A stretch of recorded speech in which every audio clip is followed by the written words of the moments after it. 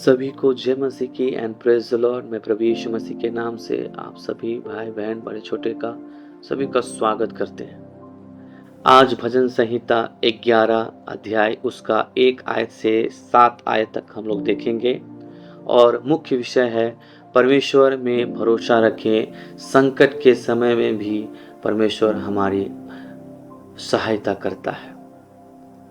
भजन संहिता 11 अध्याय उसका 1 वचन कहता है, मैं यहोवा की शरण लेता हूँ। तुम क्यों मुझसे कहते हो अपने प्राण को भी पक्षी के समान पहाड़ पर उड़ा ले जा।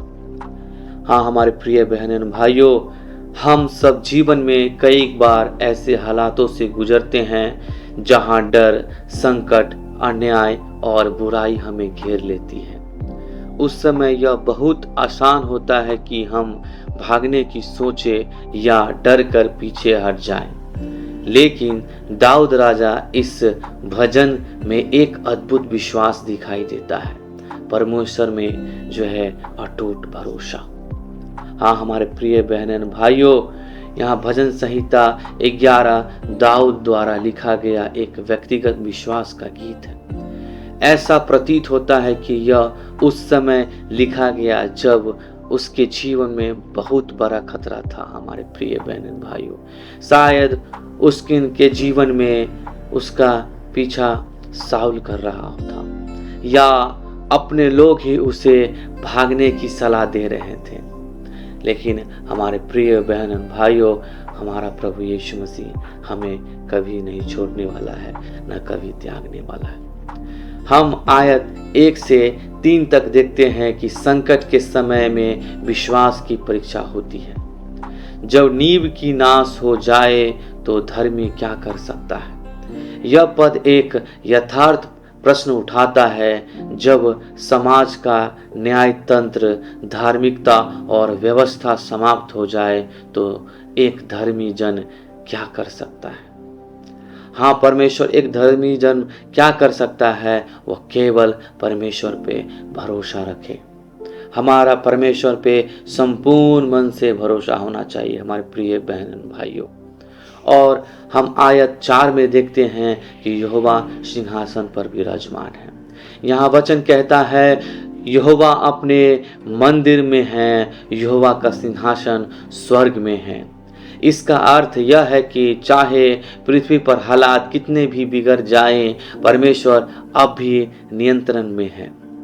वह सब कुछ देख रहा है और न्याय करेगा। हमारे प्रिय बहन भाइयों, आयत 5 और 6 में देखते हैं, यहोवा धर्मियों की परीक्षा करता है और वचन कहता है, यहोवा धर्मी को परखता है, परंतु दुष्ट और उपद्रव से प्रीति रखने वाले से उसका प्राण घृणा करता है। यह परमेश्वर के न्याय की घोषणा है। हमारे प्रिय, धर्मियों की परीक्षा होती है पर अंत में दुष्टों पर दंड आता है। हम आयत अंतिम में देखेंगे 7 को, धर्मियों के लिए आश्वासन, क्योंकि यहोवा धर्मी को और वह धर्म को ही प्रिय जानता है और धर्मी उसका जो है दर्शन करेंगे।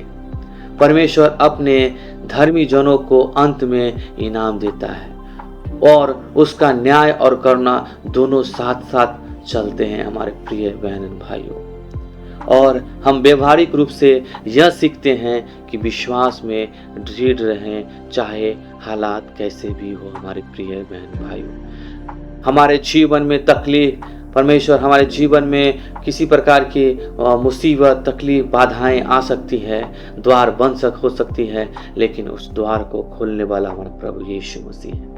हमें विश्वास में दृढ़ रहना है। हमारे प्रिय बहनों भाइयों, परमेश्वर की निगाहें धर्मियों पर लगी रहती है। हमें कभी अकेला परमेश्वर नहीं छोड़ता है, नहीं त्यागता है। सच्चाई और धार्मिकता में जीवन बिताए हमारे प्रिय बहनों भाइयों, क्योंकि अंत में वही जो है आशा और उम्मीद बन के उभरती है और निखरती है। भजन संहिता 11 हमें यह सिखाता है कि परमेश्वर हमारी शरण है। जब संसार डगमगाता है, जब अन्याय बढ़ता है तब हमें भागने या डरने की जरूरत नहीं है हमारे प्रिय बहन भाइयों, बल्कि हमें प्रभु की ओर देखना है और कहना है, मैं यहोवा की शरण लेता हूँ। इस वचन के अनुसार परमेश्वर हमारे जीवन में आशीष करे। जितने हमारे बहन भाई इस वचन को सुन रहे हैं और देख रहे हैं, आइए अपनी आंखों को बंद करेंगे। परमेश्वर आपके जीवन में वो समस्याओं को, वो बाधाओं को, वो तकलीफ को, वो रुकावट को, वो बंद दरवाजा को यीशु के नाम से खोल देगा। आइए अपने आंखों को बंद करेंगे, हम प्रार्थना करेंगे। हे हमारे पिता, तू जो स्वर्ग में है, तेरा नाम पवित्र माना जाए।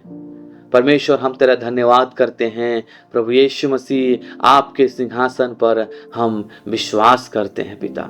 आपके न्याय पर हम विश्वास करते हैं पिता। आपके निर्णय पे विश्वास करते हैं पिता। प्रभु जी, आपकी वो योजना जो हमारे जीवन में है, हम उस पर भरोसा करते हैं पिता। जब चारों ओर अंधकार और अन्याय हो, तब भी हम आप पर प्रभु जी भरोसा नहीं छोड़े पिता। हमें धर्मी बनाकर स्थिर बनाए पिता। हम प्रभु जी साहस हमें दे, ताकि हम आपकी इच्छा के अनुसार चले पिता। प्रभु, इस वचन के अनुसार प्रभु जी हमारे बीच में जितने बहन भाई इस YouTube के माध्यम से वीडियो को देख रहे हैं पिता, सुन रहे हैं पिता, उनके जीवन में ये परमेश्वर वचन आशीष होने के लिए हम प्रार्थना करते हैं। उनके परिवार में प्रभु जी आशीषित होने के लिए हम प्रार्थना करते हैं। वचन पिता अनुग्रह करे, दया करे पिता परमेश्वर। धन्यवाद करते हैं पिता, तेरे नाम की महिमा करते हैं। शोषित प्रार्थना प्रभु यीशु मसीह उद्धारकर्ता के नाम से मांगते हैं। रिखांदालाबा शाखा तुरालाबा रेबेले के शेखे तुरालाबा यांदालाबा। धन्यवाद करते हैं यीशु के नाम से। आमीन, आमीन, आमीन। सभी को जय मसीह की एंड प्रेज द लॉर्ड।